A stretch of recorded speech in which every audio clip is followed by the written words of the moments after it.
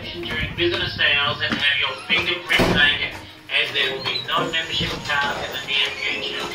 What is going on, YouTube? We are back, and today I'm going to voice over a majority of it was a bicep workout, but also had some back movements in there. So this is going to be a mass building back and biceps workout. I'm just going to talk about like all the different movements I'm doing, why I chose exercises, why you should do them, and if you've never seen them before, hopefully you should try them out and see how we go. So the first clip you're seeing right now is how I go about warming up my arms all the time, every time, and that's because I feel like, as you can see, I'm just got, you know, some lightweight, just squeezing really hard.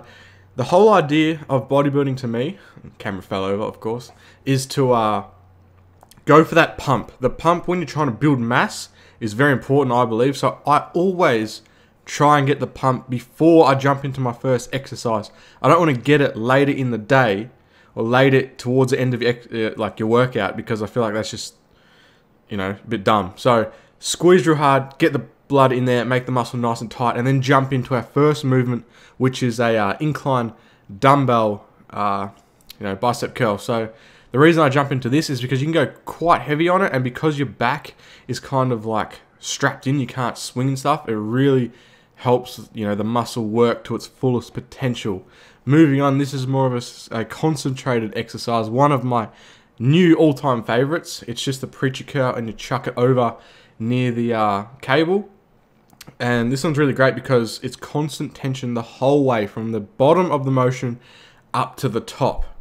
That was actually quite a weird camera angle. I got a better one here of the next set, and I realized that I was going a bit too quick in the first set. So as you can see, I pause at the bottom and also at the top, really just making sure those muscle fibers are getting destroyed as much as possible. And as you can see, pushed it pretty hard towards failure. Then the muscles really couldn't get that weight up anymore. We then moved on to some Rockhammers. Now, Rockhammer just means your fist is facing kind of like your thumb to the roof, as you can see in this clip here.